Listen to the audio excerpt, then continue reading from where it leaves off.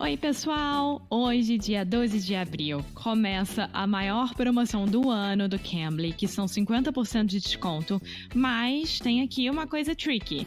Só vale para os primeiros 2.000 que comprarem. Então, se você quer ir lá e fazer parte dessa maior promoção do ano de 50% nos planos anuais, para você ficar fluente em inglês de uma vez por todas, corre para o Cambly.com, o aplicativo do Cambly, e coloca o nosso código. O nosso código é inglês nu e cru, -50 off. Eu vou deixar tudo direitinho aqui na descrição.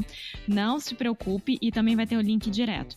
Então, gente, corre lá. Vale muito a pena. Só para os 2.000 primeiros, hein? Now, on with the show.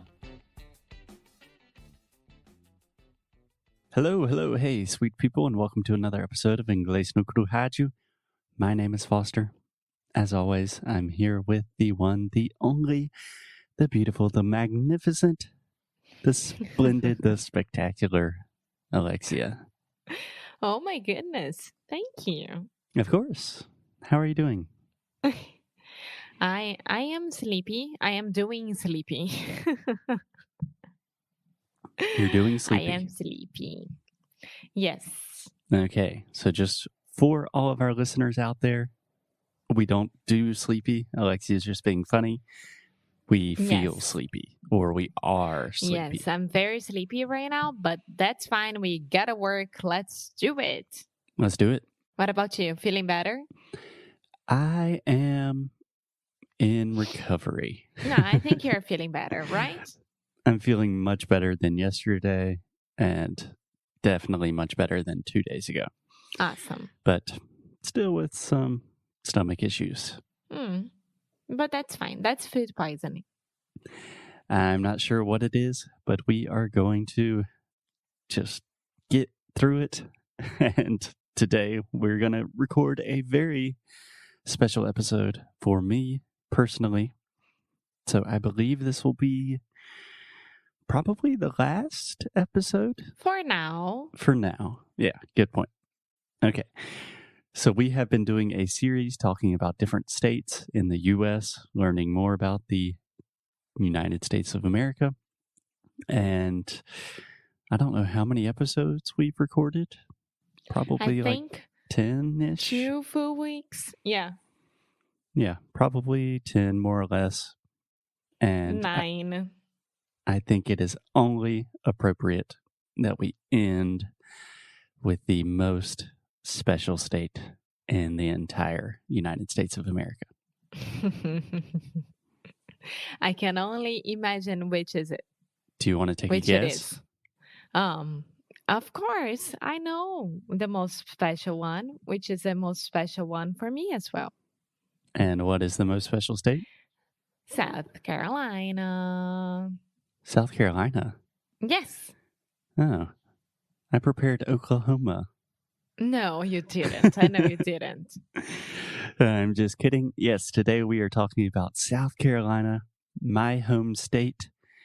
Most people in South Carolina simply call South Carolina the state because it's the only state that matters. Okay. Uh-huh. Okay, so Alexia, we have talked a lot about South Carolina on the show in previous episodes. You have spent more time in South Carolina than any other state in the U.S., I believe. Yeah, very true. Yeah. So if you don't mind, I would like to begin just talking about your impressions of South Carolina, especially as a Brazilian that has visited the state many, many times. What do you think about it? What's interesting to you? What's new to you? What's your deal?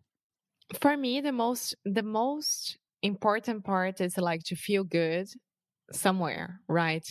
And I do think that Southerns, they do have that very special hospitality. Okay. With what? Can we try the pronunciation of Southerners one more time? Yes. Eu não falei Southerners. I falei Southerns. Yeah. That's why. So Southerners. Southern é só do sul, né?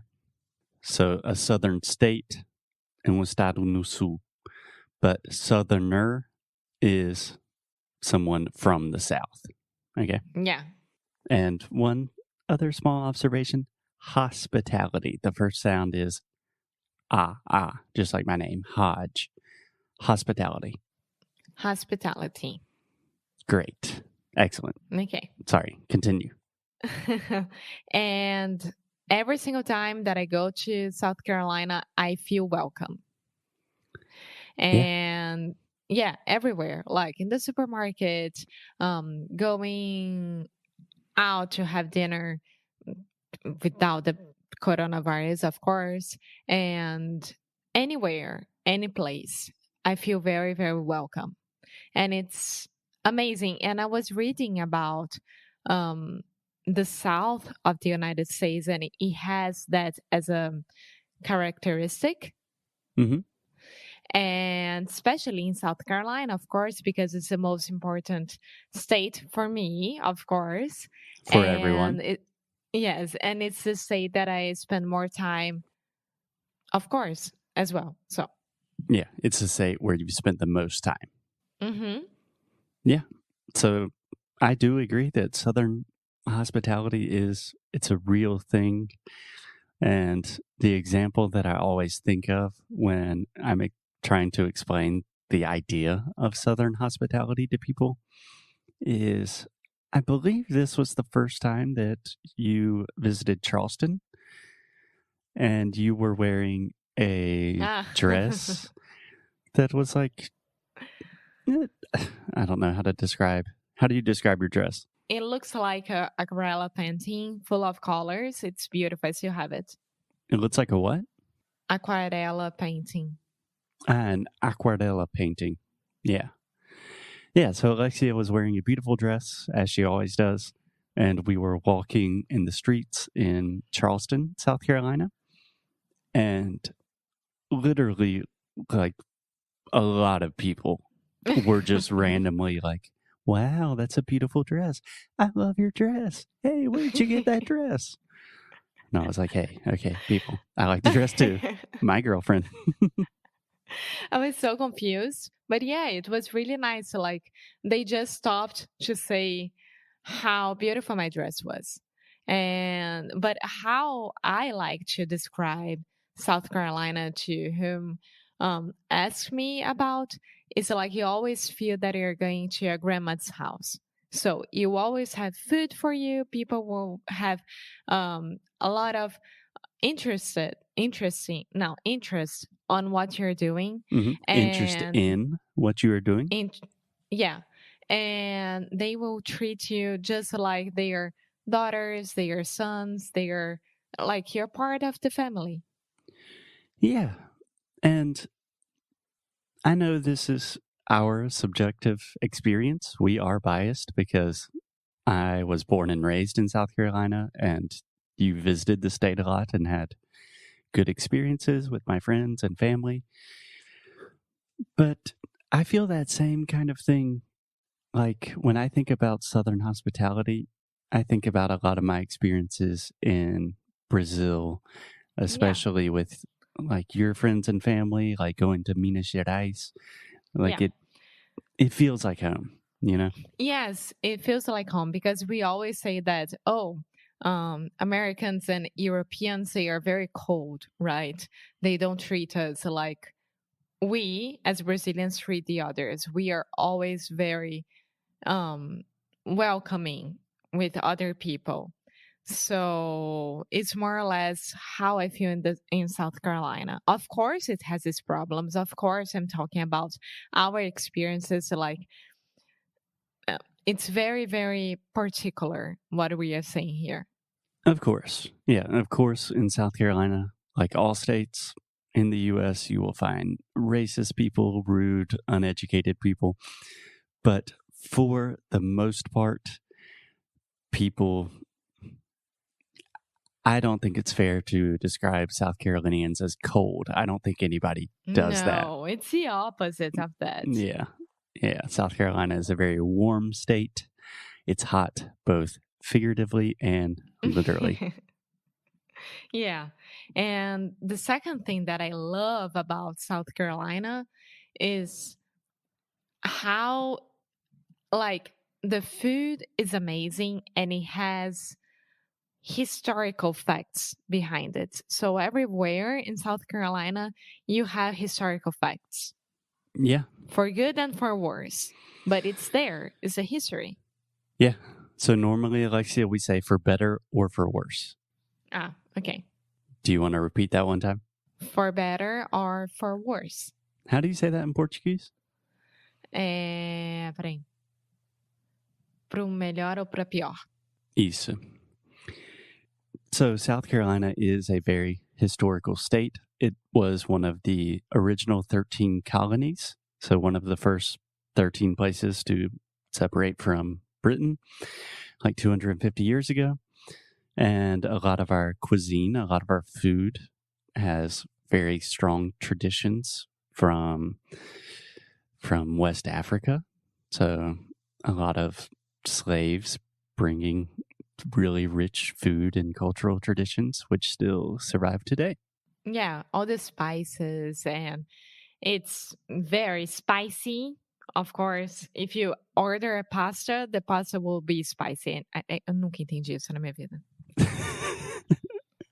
I Okay. suffer. So just to explain, Alexia's concept of spicy food is not the same as my concept of spicy food. I got better. You have to admit that. Yes, you did. Okay, so let's talk about some specific cities in South Carolina. So I think this will be a difficult one for you, Alexia. But if you could only choose one city in South Carolina to say which is your favorite, what's your favorite city in the state? Charleston. Okay, why? It makes sense, right? First of all, it's beautiful. It's beautiful. It's a small city that has everything. So you have a college there, so you're full of young people around you. You have all the stores. You have the main street, which has all the stores, all the restaurants. You have museums. You have the best restaurants there as well, and it's in front of a bay, right? Is it a bay? I believe we call it a harbor.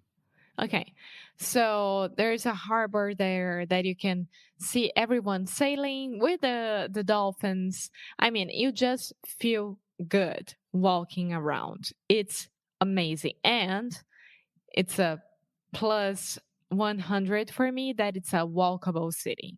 Yeah, Charleston, also known as the Holy City. It's very flat. Let me give you a fun fact that I just learned a couple of days ago. So my dad and I watched this movie on Apple TV called Greyhound. I highly recommend it. It's with Tom Hanks about World War II and like battleships. It's an awesome movie. Definitely recommend it. But in the movie, the Americans are fighting against like these Russian submarines. And my dad told me, so take this with a grain of salt because I don't know if it's historically accurate. But in World War II, they actually had Russian submarines come into Charleston Harbor. They didn't do anything, but they were there. I don't doubt it. Of course. It must be true. They were everywhere. I don't know, but it's crazy to think about. Yeah, and also it's the first it has the first Catholic church from the Carolinas there. Yes. Yes, it's a very religious city, a very religious state in general. Bible Belt. It's in the Bible Belt, yeah. So let me ask you a different question, and I think I will get a different answer. If you had to live in any city in South Carolina, what city would you choose? Greenville. Me too. Why? I think it's I mean, I can't say that it's a tiny Charleston because it has nothing to do with each other, but it feels the same for me because it's walkable. It has everything that you need downtown. So it has a beautiful park with a river in the middle of it, all the stores, very good restaurants. You have malls, you have the parks, and is it a national park or a state park? State parks, yeah. Yeah, you have state parks there. I mean, it's tiny comparing to Charleston, but at the same time, it's so beautiful and it's so nice. You feel like at home. Yeah, and I think we should point out that Charleston is really expensive nowadays because Charleston has become like a cultural and tourist hotspot. Like it has a lot of the best restaurants in the United States. So the prices for an apartment or a house are kind of crazy in Charleston. Greenville is much more affordable. It kind of feels like an easier place to live, maybe. Yeah, yeah. But I do like Colombia as a place as well, like to spend more time and get to know it a little bit better. Yeah, that was going to be my last question. We have to talk about the capital of South Carolina, which is Columbia, which is where I did my master's degree, at least half of my master's degree, the other half in Rio. And it's where half of our family lives there? Yeah. My mom was actually born in Charleston, but grew up in Columbia. Yeah, a lot of my family lives in Columbia. You've only been to Columbia really just like once. No, yeah, I've been to your uncle's house more than once, of course, but like to the city itself, just once. Yeah. What'd you think about it? I loved it. I don't know if it was because of the area that we were, but I really enjoyed it. But it made me feel a little bit more not claustrophobic, but lost, like São Paulo gives me this feeling as well that you don't know where the things are. Yeah, I can assure you that Columbia, South Carolina is not at all like São Paulo, but I understand what you're saying. Yeah, it was weird, but I would love to spend more time there. Yeah, cool.